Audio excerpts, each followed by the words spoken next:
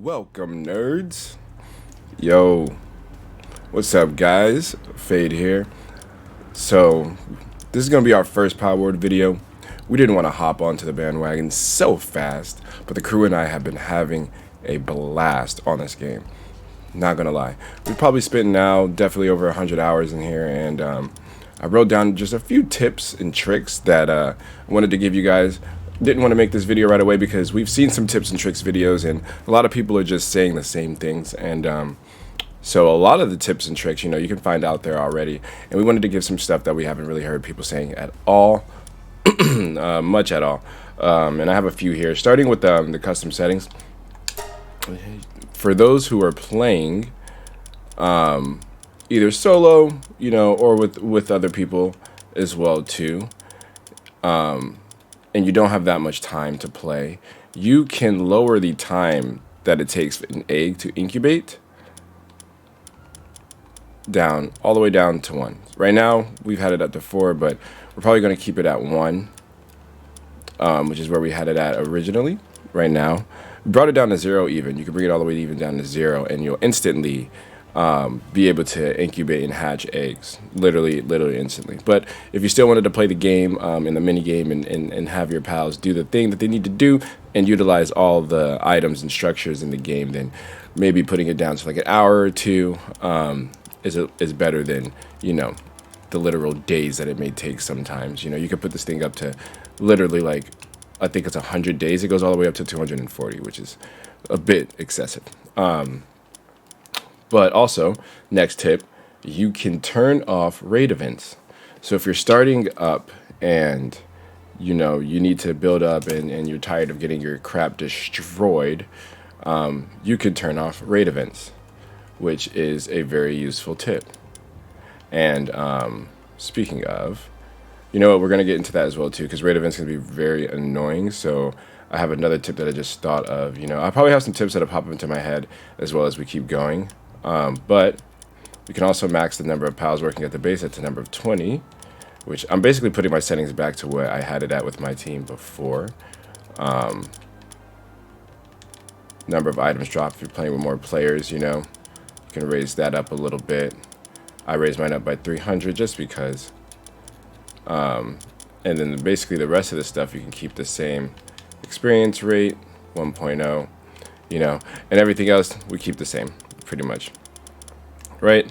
This is just going to allow us to basically hop into the game and not have to play the game for like an eternity just to hatch an egg, and also for new players as well, or those who just want to build up. Turning off the raid events will allow you to not have to worry about that so much, and anytime you hop back into your world, you can turn the raid events back on, and you can switch all these custom options back on, and you should be a-okay.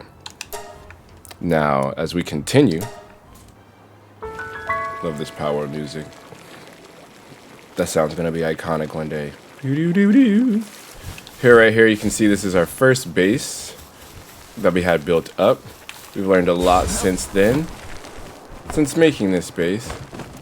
By the way, if you ever come back into your game and you see this is happening, just open, close the door will be back working again. We made this place, organized it up a little bit. It was nice. This is the second version of this base. We actually had this base set up before, and it got ransacked and destroyed before the patch update by 3 level 29 Relaxosauruses, which is terrible. Now, as you can see, what up, Chickpea? As you can see, all of this structure is wooden. It's super high up. It's got a lot going to it. I don't recommend this.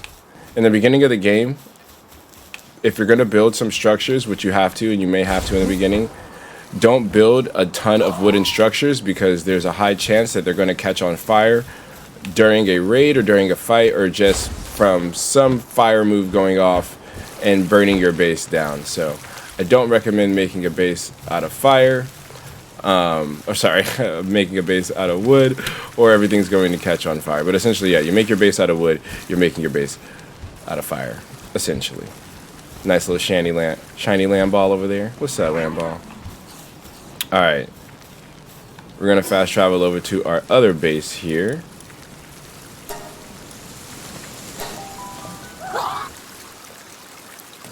Now, another tip I have for you guys is if you hit sort on here until they patch this out, it'll automatically reset the timers on here. You got to be careful when you're doing it with your cooler because it will reset these timers if they have been cooled already. From in there, the timer's like at an hour, and maybe one of these is at like 3 minutes. You might just want to leave it and maybe have your PAL come chill it, because if you reset it, the one that's at three hours or so is going to go back down to 10 minutes, and you don't want that. All right, another tip for you guys: building. This is going to be a good one. When building and building stairs, right? You want to make structures that look like this, you know, cool structures that have these awesome spaces. Sometimes it gets tough trying to build this stuff, especially if you don't build it in the right order, right? Let's say, oops, you wanted to build some stairs right here. Cool. Dope stairs. And now that triangle wall piece, you want to put that back. Well, now it won't work, right? It overlaps with other objects, which doesn't make sense. It was already there, right? If you do it in a different order, a lot of the times you have a better success with the building, right? Now I can place it. And now I can place the stairs. So those are the tips for you there that I have, at least for the buildings. When building stairs, it came to me being a huge tip, just switching the order of which I place things down, and moving a little bit, and then you'll get a much better idea of what you can actually place down. Sometimes it's very misleading what can be attached to what can be attached to what, and whatnot, but let's keep it going.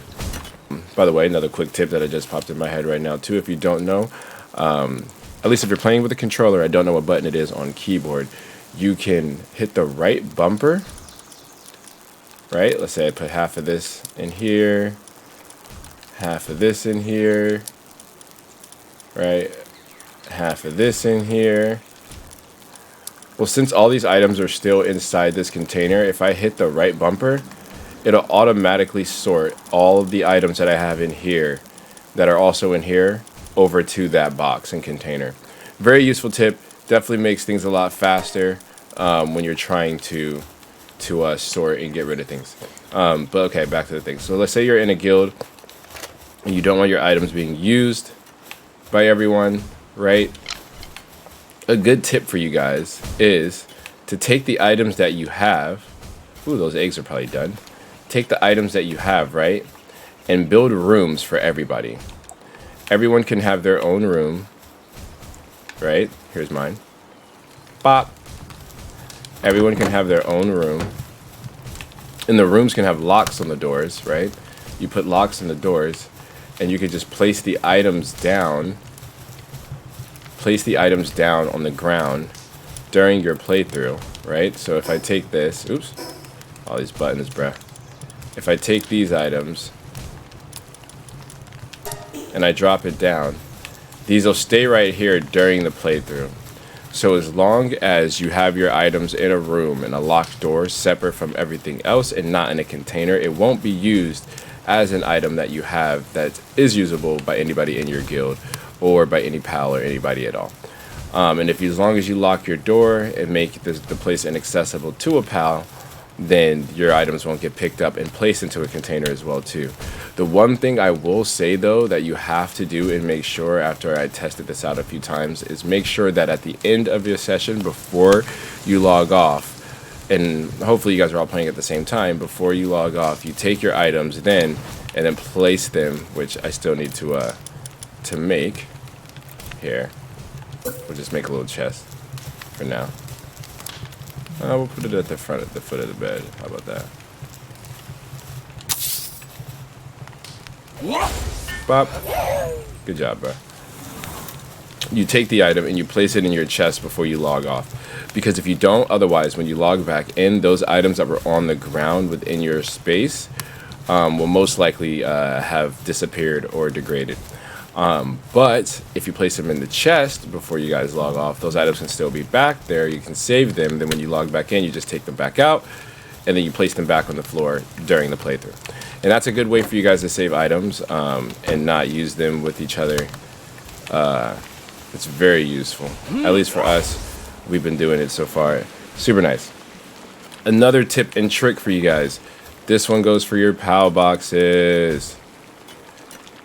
If you are later, if you are someone who's playing much later into the game right now, right? And you have a significant number of pals and you want to use them all, and you know, you're thinking maybe you don't need, what are you doing? I want you to mind that, bruh. And you're thinking you don't need a third base. A good tip for you guys is to actually just keep the materials to create a PAL box on you at any given time. Then no matter where you are in the map, no matter where you are here, you'll be able to just craft a PAL box quickly and swap out your pals at any given time. And then, you know, you never have to worry about which strong pal you want to take with you on a trip, because you can always just keep that pal with you. Right? That's one of my favorite tips right there, I'm not gonna lie. That, besides the stair building tip, is one of the tips that help out a ton. Now another tip that I just remembered, see these barrels here? All nice and cute looking. Pals barely place anything in them. Sometimes they do. They're placing more things in them now. I actually placed all that stuff in that other barrel. Hey, give me that. Hey, give me that. Give me that. Hey, give me that. But the reason why I actually placed these barrels right here is because a tree was spawning right here, and my pals kept getting stuck on it like almost every other day. After they woke up, when they went to bed, some pals would get stuck here. The bigger pals would get stuck. The smaller pals would get stuck. It didn't matter. The flying ones, it didn't matter. They would all get stuck here. So a good tip, if that's happening to you, is to just build a few barrels or boxes or whatever you want, some sort of structure there. You can even be a bench or a chair to stop that tree or that thing from spawning, and then you won't have to worry about your pals getting stuck on those things. I actually had to do that for a few spots. Did it here, and I did it up there as well too. You know, so just knock the tree down, build a couple things, and that tree won't spawn anymore for you, and you won't have to worry about it anymore. But if you want that tree to come back, you can literally just remove these barrels, so that tree will grow again within the next day. Another tip that I have for you guys, remember earlier when I knocked this down, this just popped back in my head. Oh, here it is, actually, even better. A big tip for you guys is, the moment you can, get rid of all fire lighting sources. A big issue, a big issue with the fire lighting sources is your pals who need to be igniting things, cooking food, making ingots. They'll run around your base constantly, just lighting up this base, making sure everything's lit, when they should really just be focused on making the food or making the ingots, as they should, right? So if you want to stop them from doing that, if you're realizing your progress is getting slow, you're realizing, like, where are all my fire pals at? Like, why are they not lighting this stuff? What are they doing? What are they busy on? You know, they're probably running around your base lighting stuff up. So yes, if your pals, you're wondering why they're busy and they're not doing what they need to do, it's probably because they're running around. There's another one, lighting all these fire sources, and really they need to just be burning and doing everything else that they should be doing. So I recommend getting rid of all of these and upgrading to electric lighting sources as soon as possible, because not only are they brighter and you need less of them to light up a bigger space, but you also don't, but you also don't need your pals to light them up for you. You just need one pal providing the electricity for everything else to get created, or lit up, which is ideal. And I think, let's see, one of the last tips that I can give for you guys before we head out of here is, this is more for some of the more hardcore players as well. If you're having a hard time managing your pals and figuring out like what they should do or how many pals are doing what, a good tip and trick for that would be, get a pen and a paper and write out from left to right in a grid all of the different work suit abilities that the pals have. And Write down each of them that they can have, from kindling, watering, planting, electricity, handiwork, gathering, so on and so forth. Write them all out on a paper in a long form, left to right. And then from top to bottom, write down each of the tiers, 1, 2, 3, 4, 5, whatever, right? And then for each of your pals that you have, tally off a mark in one of those boxes that corresponds with the work suitability and level that they have. And then in the end, when you're putting those pals in, or as you're picking the pals, you can then see how many work suitabilities, or how many pals you have working on which what. You know, how many pals you have doing handiwork, gathering, lumbering, so on and so forth. And that's just if it's getting a little bit hard to manage. And in that same vein too, just one more tip that popped in my head. If you are in a guild as well and trying to manage pals, another good way to do that for everybody to share pal management in here is to just designate a row or a group of pals to each person, or one by one, each person place a pal back and forth into the base until you filled up your pal box. That way everyone has their own group of pals that they have designated to what. And if everybody takes turn picking, you'll all have picked something that is probably suitable to build the base up, or suitable for what each individual person needs at the base, so no one's relying on just anybody's individual pals to do something that they need. But anyway, guys, I think that's probably all the tips that we have right now. Look at these dudes over here knocking trees down that they don't need to do. Little shiny chickpea. That's all the tips that we have for you guys right now. But then again, we'll probably be back because we're going to be playing this game for a minute. So if you want more Palworld videos, tips, and tricks, definitely subscribe and stay tuned. And remember, nerds welcome.